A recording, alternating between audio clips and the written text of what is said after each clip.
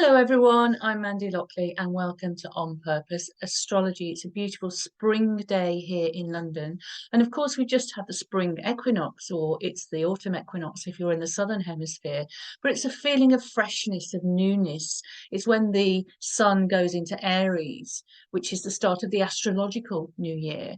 If you haven't seen it already, and thank you for those who have and for the lovely comments, but you can go back and look at the video for when the sun goes into Aries. But today, obviously, we're talking about the full moon on the 25th of March, which happens to be a lunar eclipse. Before I switch to the slideshow, have a look in the background there. We have a special little man on the back of the sofa making a starring role. That's my little cat, Misty. Beautiful boy. There you go. But let's share the screen and start getting into the astrology. Okay, here we go. So a lunar eclipse in Libra, March the 25th, 2024. It's at 7 a.m. UK time. If you're in, for example, US time, Eastern US time, it's 3 a.m. It's about midnight, I think, if you're in Pacific time. An eclipse occurs on a full moon if it's a lunar eclipse, and on a new moon if it's a solar eclipse. They come in pairs, so this lunar eclipse will be followed by a total, which means a very intense solar eclipse, new moon, on April the 8th, and I'll be talking a lot more about that in other videos. But a lunar eclipse and a solar eclipse, they're lunations, as I've just said. And what makes them eclipses is that they fall close to the lunar nodes. Now, I've talked a lot about the lunar nodes, particularly at the moment we have the lunar nodes in Aries for the north node and Libra for the south node. This is a south node eclipse because the moon is conjunct the south node in Libra.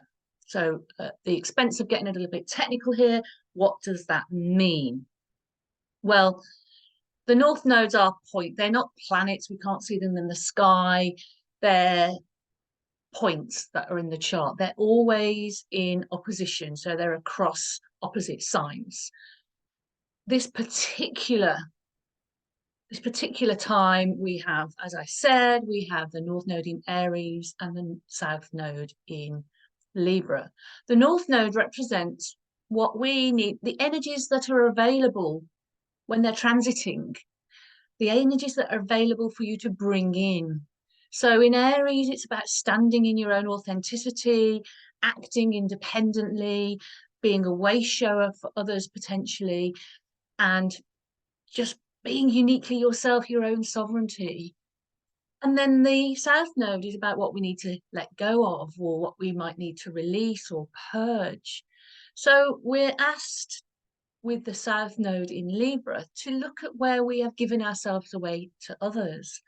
A lot of people, particularly women, have a pattern of people pleasing, of being nice, of wanting to or needing to look nice to be accepted, to be nice to be accepted. Whereas Aries is that kind of Mars sort of assertiveness. Libra has that kind of nice kind of yielding, complying, trying to please, trying to get on with everybody. So really we need to think about generally in our lives, but particularly in this eclipse, because eclipses will intensify the themes of the lunar nodes. So we need to think about where we can stand in our own power, where we can have our own sovereignty, as I've already said, where we can be ourselves, go our own way. I don't mean throw everything out of the window, let go of all your relationships. Libra is also about relationships. Leave everyone behind and go off and do your own thing, particularly. Definitely not for most people, of course, but just finding that balance. I think this is where we have to find the balance with the lunar nodes. So the intense energy of an eclipse, a lunar eclipse, is a very intense full moon. Full moons lay everything out on the table. We can see everything. We know what we're working with. So we have an opportunity to see what we are working with, where we might need to make changes. Eclipses in general are about changes. They're about endings. They're about culmination, completion, where we need to let go of things. And as I say, it's a South Node lunar eclipse because the South Node in Libra is conjunct the Moon in Libra. So the particular emphasis is on letting go of these relationship patterns in particular that might not be healthy for us, and finding more of the balance between what we want rather than always perhaps doing what everybody else wants, just to sort of go with the flow, to be popular. Libra wants to be popular. Aries is not bothered about being popular, but it's finding that balance. That's what it's all about. So, as I said, this lunar eclipse, let's have a look at the chart, gives us the opportunity to bring in these new energies. Lunar eclipses are, because it's a full moon, because it's an opposition, are always going to be to some extent about relationships. It's going to be more about relationships in this one because it is the relationship aspect. Aries, the relationship with yourself. Libra, the relationship with others. And we're talking here romantic relationships, marriage partners, maybe even family, friends, colleagues, communities, even your relationship with the world. So think broadly when you think about relationships. We can have a look to see which houses this lunar eclipse falls into.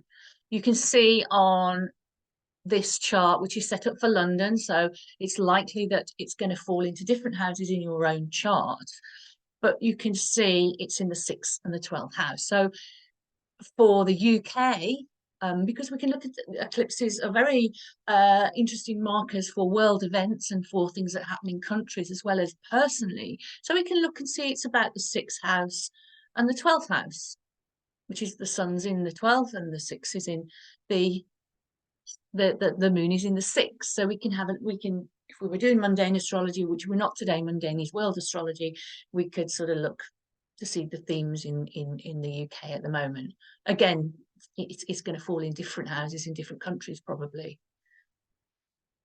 If you want to know where this eclipse will fall, which houses, if you don't know your chart, you can have a look at your chart for free on astro.com or alabe.com, alabe.com, and you can see what houses early Libra and early Aries are in your chart. Houses, as I've already said, are areas of life, and I'll put the little link below, so if you're not sure, you can sort of have a look at a video I've done previously that just briefly describes the areas of life that each house pertains to. You will also have possibly a more intense experience with this eclipse, more change, more sense of completion, of culmination, perhaps some endings. If you have anything at between 3 degrees or 7 degrees of Libra and Aries, also the other cardinal signs, Capricorn and Cancer. Full moon is a short period. It pertains to quite a short period of time, but an eclipse has a longer shelf life.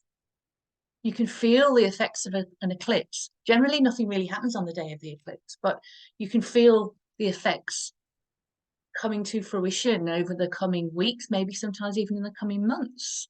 Sometimes nothing happens, actually, or nothing perceivable happens, or perhaps the changes happen around you. But I'll talk about some of the things, some of the themes that you might be aware of. Even if you are not having this eclipse very tight to any of your planets or any of your angles, these themes will still be relevant. You can still see these things maybe playing out in the world, playing out around you, or, as I said, look at the houses the eclipse falls in for the areas of life where you might get some of these feelings. So it's full light, just like a full moon, it's full light, but the light is eclipsed, i.e. the sun and the moon interact in the way that you lose the light for a little while. Things go dark for a little while, even under a full moon, which is really interesting. It's really sort of interesting dynamic. And then it comes back to full light. So you have that short period. I'm talking symbolically, metaphorically here now, not sort of, you don't need to sort of check the time, and you can if you want to. If you look at, I think, you can look at NASA website, which has a lot of information about eclipse paths and how long an eclipse is going to last. It's usually a few minutes, or it's never really that long. And it's not a full eclipse. It means it doesn't go completely dark. But metaphorically speaking, there's a period where things might be unsure, unclear, and that's the time for reflection. What is the moon? What is the moon's light? The moon's light is a reflection of the sun's light. So there's always a reflection to be had on these lunations, whether it's a full moon or a new moon, particularly when it's an eclipse. It's a time for reflection, to find out what needs to change, what might change, to sort of sit with the energy, sitting with the energy, sitting with the emotions as well. Relationship themes I've already talked about. It's, as I've already said, it intensifies those themes of the North Node and the South Node at the moment. So we can ask ourselves, how can I be in a relationship while being my own unique, authentic self? I might piss people off by thinking, no, I don't want to do this just to please you. I want to go my own way. I want a bit of independence.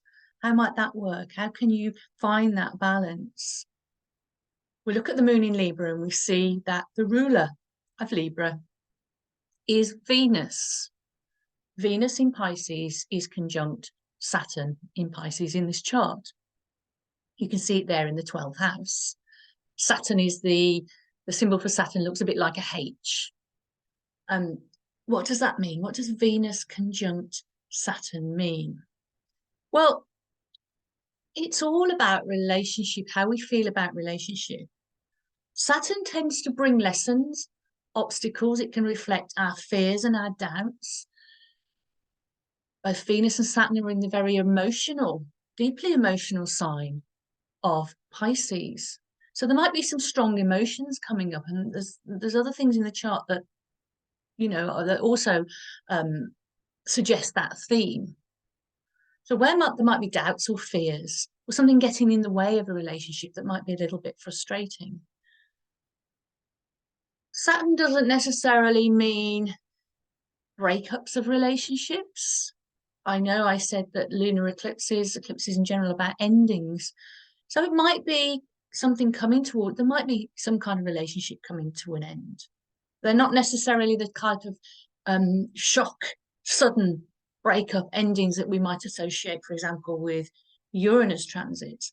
It's over time, and perhaps it's something that you can see coming.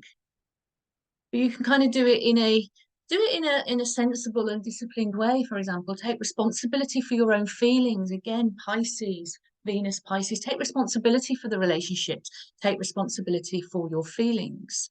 Balance how you're feeling with still trying to be kind to any other people involved. That said, Saturn with Venus has a really positive, it has a really positive energy to it as well.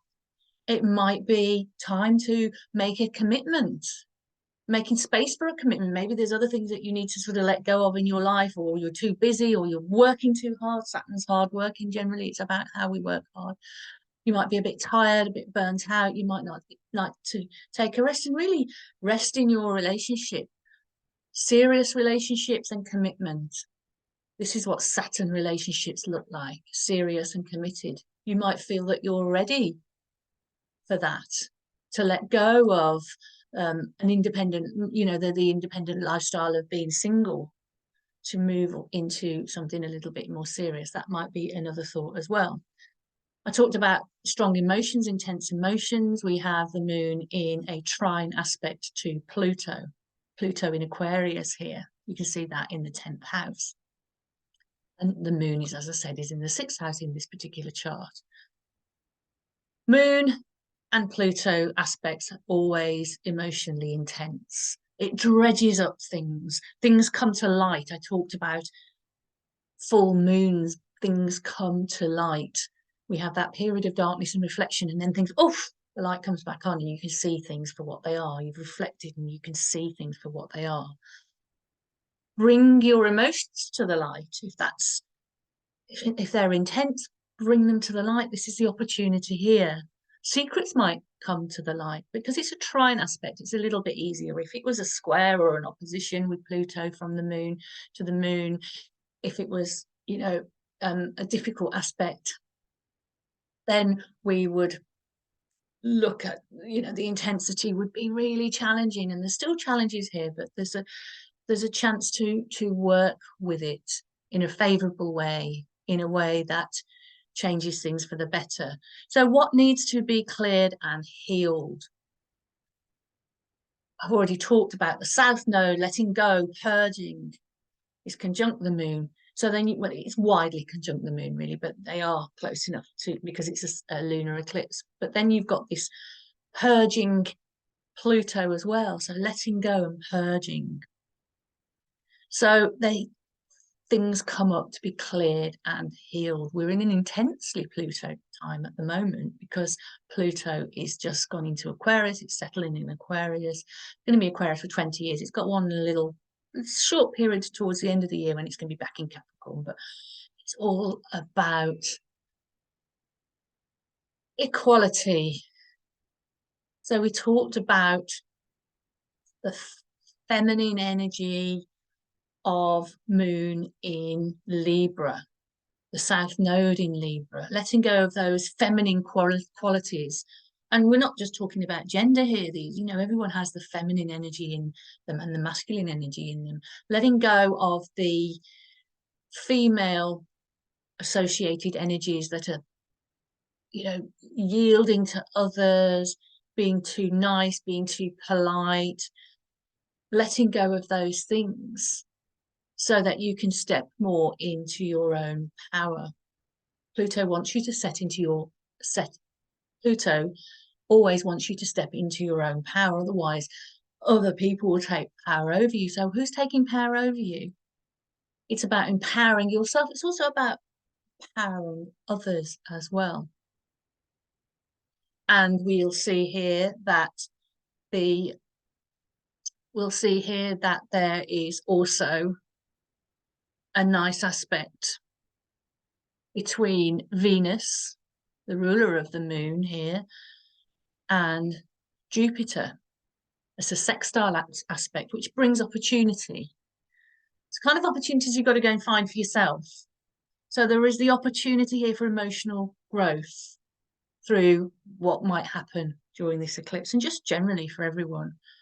But to have some emotional growth. Jupiter and Uranus are going to be in conjunction. They're close conjunction now. There's only about 5 degrees, 4.5, nearly 5 degrees between them. But they're in April. So next month in April, they are going to be in conjunction, which is the start of a brand new Jupiter-Uranus cycle. So again, we've got that sense of hope, Jupiter. We've got that sense of a new start and a fresh beginning. Jupiter-Uranus is exciting. It's about an energy shift, an increase in energy. These longer cycles between the slower planets are very important for world events. And again, I'm going to be doing a whole video about the Jupiter-Uranus cycle and this Jupiter-Uranus conjunction. But there's an excitement about it. There's an excitement of energy. Things get shaken up a little bit in a positive way. We feel that there are more opportunities, that there's more growth to be had. We feel more optimistic about the future. So there's something to really we can think about for the future. We also have a healing opportunity. I've already talked about healing opportunities with the moon Pluto, but more specifically, we can see in the 12th house, the North Node is conjunct Chiron. Chiron is the green symbol here that looks a little bit like a key. It's important. It's a key to healing, isn't it? In Aries, healing is potentially, if we're able and willing, or ask the question to step into that energy of swift, clear, clean healing. It's time to clean up your act, so to speak, your emotional trauma, you've got the opportunity to do some further work if this is the work that you've been doing. These are the energies really, really at the moment support this to clean up some trauma, some old wounds. Chiron is about our old wounds. Aries wants to act swiftly, doesn't want to mess around. That doesn't mean shortcuts, of course, but we can have some real awakenings. Jupiter Uranus is about awakenings. We can have some real awakenings here. Okay, so major themes. These are the major themes. Tolerance is another theme as well. You know, we might become over emotional, you know, and the pressure builds up. Moon Pluto, emotional pressure can build up and it could kind of all explode a little bit. So we might find ourselves being a little bit emotionally reactive. And what we need to do really is develop kindness to ourselves, tolerance for others as well. If you're on this deep healing journey, which is accelerating, as I said, that swift healing, you know, this Chiron North Node, what we need to bring in, this deep healing, it's an acceleration of healing that you've already been doing, healing that you might already have been doing unconsciously without being aware of it. So that means that there might be some conflict or tension within relationships with other people, because they're like, why is this person changing? Why are they suddenly wanting to do their own thing? Why are they suddenly not agreeing with me, not being agreeable? Agreeable is another sort of Libran thing that we're kind of thinking we should, perhaps, if we feel inclined to, or we feel we need to, we could, I shouldn't use the word should, but we could consider letting go of that dynamic in our life as much as possible, at least trying to sort of break the habit a little bit. So other people might think, oh, they might get a little bit upset that you know, why all of a sudden are you making a stand? Why are you all of a sudden, you know, we've got Mercury conjunct Eris here. Eris is the female warrior. She's a disruptive influence. She makes a stand. She makes a stand. Conjunct Mercury, that communication is all very important, isn't it? In any relationship, even our relationship to ourselves. How do we speak to ourselves, our sort of inner critic, you know? So there's lots of opportunities here to let go of things, to improve our relationships. Our relationship, don't forget, with ourselves is the most important thing, because the relationship with yourself is how you go out into the world and how you have relationships with other people, which is all about what the North Node in Aries is all about. In this eclipse, intensified. Generally speaking, this is the energy that has been ongoing for quite a while now. The node spent 18 months in a sign. So there we go. I hope that's really useful. Before I go, I want to tell you about let me just go to the next slide. Thank you for watching this. Before I go, I want to tell you about an event coming up. On Saturday, the 27th of April, I'm doing a talk for the Academy of Astrology UK. I'll put the link in the comments below, into the description below. I'm doing a talk about the astrology of life purpose. I'm just finishing a book about life purpose, how to find and how to grow into and how to be living your life purpose, basically. And the book lays out a method that I've developed, a formula for finding out more about what your life purpose might be, and then putting it into action. This talk for the Academy of Astrology UK is putting that formula, putting that method into the astrology, and it actually works really well with the astrology. Looking at your birth chart, how you can look at your birth chart to identify some of the themes of your own life purpose, and then how you can also use your birth chart to start living that life purpose, to make the most of the opportunities, the talents, the gifts, and also to make the most of the challenges that you have in your life. So it's going to be a really interesting, fascinating talk. As I said, you can book from the Academy of Astrology UK website, link below. Be lovely to see you there. It's 4 p.m. UK time, Saturday 27th, as I've said. And if you can't join online, you will be able to receive the recording. I think it's £20, 20 UK pounds, which is an absolute bargain. It's around 90 minutes. There's about an hour or so of me giving the presentation. I'm going to do a very detailed case study that takes you through the process. And then there's opportunity at the end to ask questions, which you can ask any question that you like. But as I said, if you can't make it online, you can actually see the recording. That's it for now. I am going to stop the share because here is little Misty again, gorgeous little boy, and he is having a lovely time. I love cats. Cats are so relaxed and so relaxing. I hope this has been helpful, useful, interesting. It's always a pleasure. Thank you so much for subscribing. I've had a few new subscribers and some really lovely comments. Thank you so much. Subscribe if you haven't already. As I said, I'm going to have some good videos coming up on the solar eclipse and the really exciting Uranus-Jupiter conjunction. Thanks so much. Lots of love. Bye-bye.